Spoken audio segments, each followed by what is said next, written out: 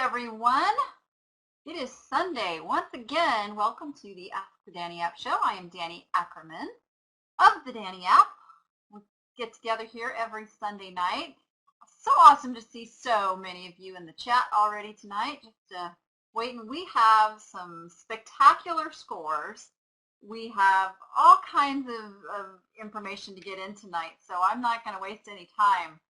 One of the first things I want to tell you guys, some of you have already signed up, which is awesome, but there is something called Top Rated Seller Webinars. These are put on by a bunch of folks, including PageMage, who is the main guy, and I have been asked to do a webinar this week. So I will be talking to everyone about knowing your niche, I never know how to say that word. Knowing your niche and how to speak your customer's language. Really important stuff, especially with Cassini. So this is a totally free webinar. I urge everyone, go sign up. Even if you don't think you can make it there live, if you're signed up, you're going to get a link with the recording as soon as it's up. So definitely go on over there. It'll be Wednesday, August 28th at 10 a.m. Pacific time. Okay, and it's there's a link right there on the screen, pagemage.com, and then you can go up the little thing that says Education and Webinars. You can find it right there, as well as all of the past webinars are all there too. So there's some really good stuff. I know Sandy Garcia just did one on Pinterest, which is really pertinent for all of us as eBay sellers. All right, guys, so I had, well, first let me let you know that this segment is brought to you by Stamps.com, which is postage to your PC. It's basically the post office on your computer. I am using Stamps.com more and more now that I am shipping with Etsy. I like to keep things going through the Stamps.com flow. It helps just maintain my organization. Now, I have the Pro version, which is $15.99 a month. Which is totally worth it for me in the time savings. May not be, you're not there yet, so there's a free version for eBay sellers. And you can get the free version by going to stamps.com/Danny. That's it, it's free. It's a great backup. Yep, they don't get the same commercial plus pricing and all that, but it is a great backup to have to make sure that your shipping gets done. Now, if you're multi-channel, if you're doing merchant fulfilled Amazon orders or you're doing Etsy orders or any other kind, it also will bring all of those in and let you print your labels right in one place. So that's where it comes in really handy, really handy. So welcome everyone. We do this every week and all the shows are recorded and you can find the recordings broken up by segments over on my YouTube channel. Which April's going to throw that up on the screen there in a second.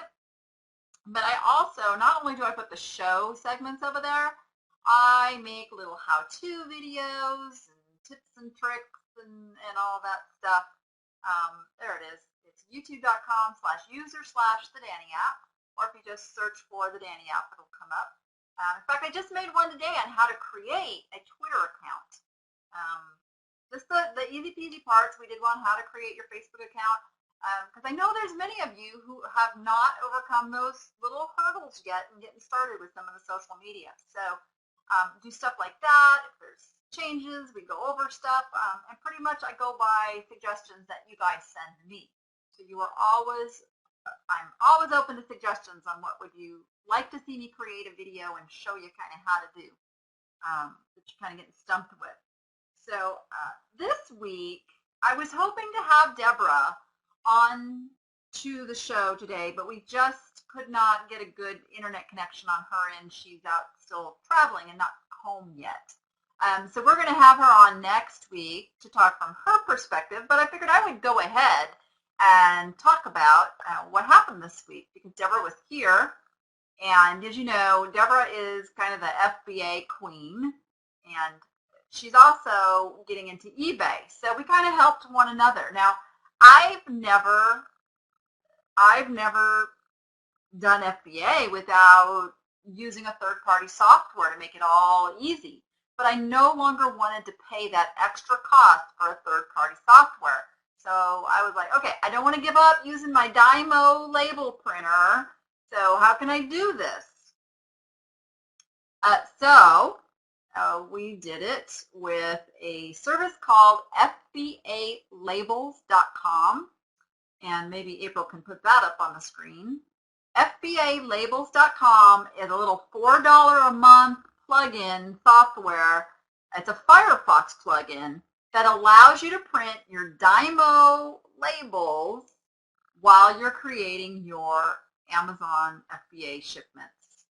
Easy peasy. It's not the scan and ship. This is completely separate from that. Really super simple to do. Who'd have thunk?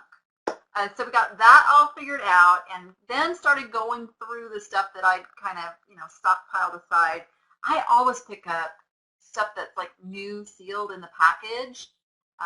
Bad me, I don't scan everything first. I kind of go on hunch because I still buy it on what I would ask for it on eBay. So for me, paying $2 or $3 for a sealed game, even if it's not a very popular one, is almost a no-brainer, because I still know at the very worst I'm going to get $15 to $20 for it. You guys ever price brand new games? It's crazy. And no, people don't go comparison shopping both places. They just kind of look where they get it, and when Cassini brings up, those search results, they want to buy it. And especially in fourth quarter, they want to buy it now. If it's in their price range, if it's in their budget, they're not going to go price shopping. Yeah, exactly. Cheryl says, new with tags under $3 equals buy every time. That's the formula, for sure. Yes, puzzles. I can't tell you how many brand new sealed puzzles I get for like $1.99. I pick up every puzzle I come across that is sealed in the package, because that doesn't matter. Those will sell. So anyway, I've got all this stuff on my table, and we're going through, and I'm realizing that some stuff that I bought specifically for FBA, I waited so long to kind of get it together and send it in that many other sellers found the same thing, probably at the same clearance, and now the price is tanked. So this is where being multi-channel comes in really handy, because I don't stress, I don't worry about it. It's just going to get listed on eBay for the price that I want to get for it. I've been doing that for a while. In fact, stuff that I sent into FBA that kind of fell under the long-term storage thing, and I had to bring it back home. And I've listed several of those things on eBay and sold them for way more than I was going to get on Amazon. So it's just kind of a little game that you play.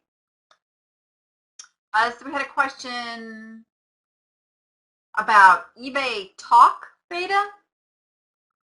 Ralph, I'm not sure what that is or what you're referring to, but are you talking about the new social thing they got going? I think that's a whole nother show. We'll get back to that. Yeah, Tuesday mornings is great.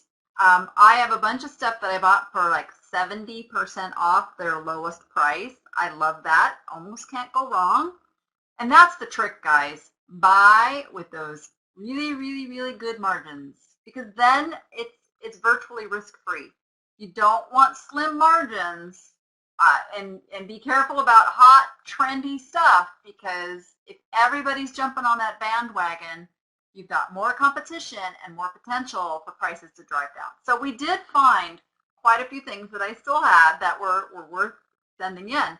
And the worth sending in, and Deborah really strongly teaches this, is the magic 25 $25 number. So you guys know how I'm always saying, price it higher, price it higher.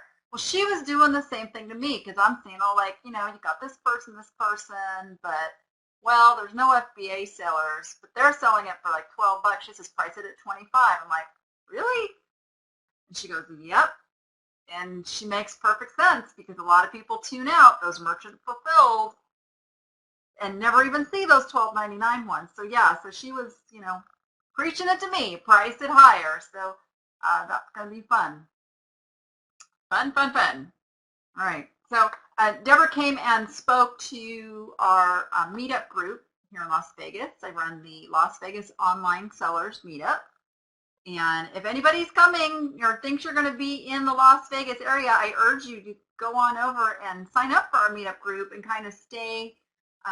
We meet every month, so there might be something you're in town for. So we do encourage those from out of state to go ahead and sign up and keep on tabs of what's happening in the meetup group, because you never know. It is Vegas, right? I know a lot of groups don't encourage that because they want to keep it close-knit to who's potentially going to be there, but we don't have a problem with that because we know a lot of people travel. And we do try to plan our meetups right around the big events happening in town, which has the most potential for people to be visiting the area. And that's just the LasVegasOnlineSellers.com is our group. So Deborah came and spoke to us last Tuesday night and gave a very enthralling talk about her methods and how she does FBA. And she was very transparent. She gave, all her, I'm sorry, you know what? That's meetup.com/LasVegasOnlineSellers. April. I know April was just putting that up there. That was my bad. I told it to you wrong. Meetup.com/LasVegasOnlineSellers. She'll fix that. So Deborah does really, really well, and she thrifts. That's what she does. She is a thrift shopping, secondhand store, for the most part, FBA seller. And she runs the Thrifting for Profits. She has a website with tons of information. She has a podcast on Fridays. And in fact, she's going to be talking more about this on Friday morning at 11 a.m. Pacific time. Yes, yes. She is a thrifter. And what she realized in the course of the last few months is that she was finding all this really great stuff, but that wasn't suitable for Amazon, but was great for eBay. So that's why she decided to open up her multiple channel streams, and now she's selling on eBay as well as Amazon, because now she's not having to turn away those really good profit items. And we don't want you doing that. So there's ways to make it all work. Now, my recommendation to you guys is figure out the balance. Here's the thing. With the first year that I did FBA, I really threw my eBay sales off course because I spent too much time working on and building up a brand new Amazon business. This was not a good plan.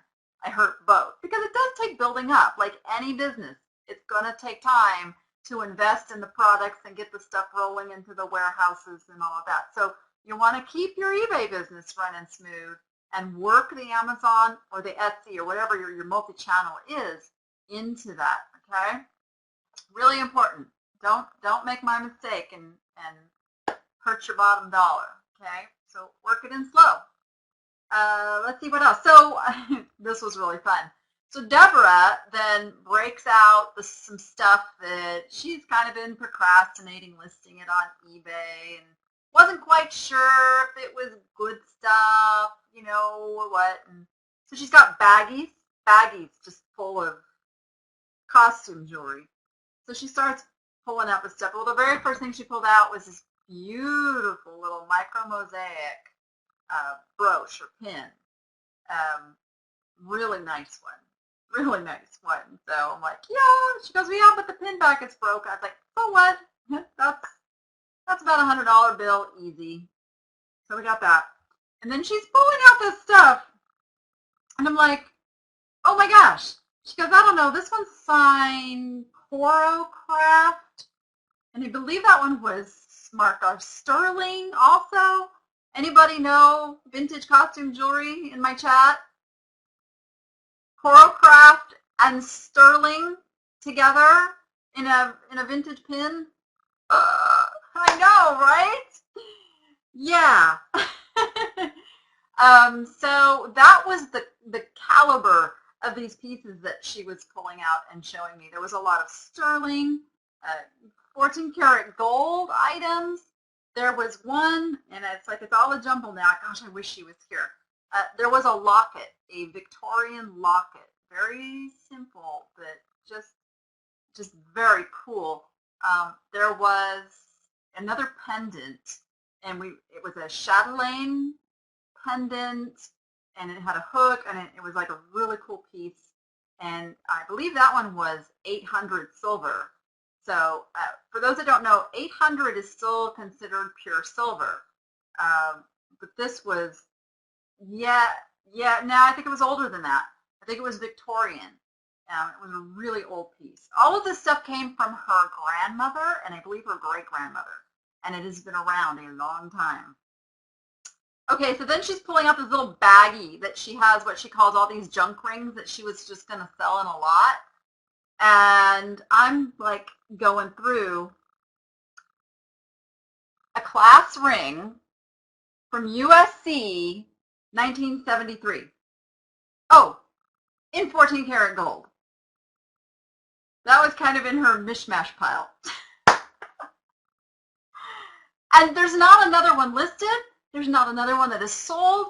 There was some other class ring from some, and I don't want to insult the university, but it was kind of a no-name university, and it sold for like $500. So I told her, you're going to start that at auction at $999.99 because there isn't another one out there. Somebody who went to USC who lost their class ring will know the value of that ring. Yeah, and it's a big, heavy ring. Yeah. So I mean, she's going to be listing this stuff ASAP because she literally had thousands of dollars worth of jewelry sitting on my table. I was like getting on her case, like ka-ching. There's some awesome stuff. Wait till you guys see it. Wait till you see it. And we're gonna talk more about this on Friday, I'm sure, on her podcast, and she's gonna give her perspective. It was really fun. It was really fun, and of course we went shopping.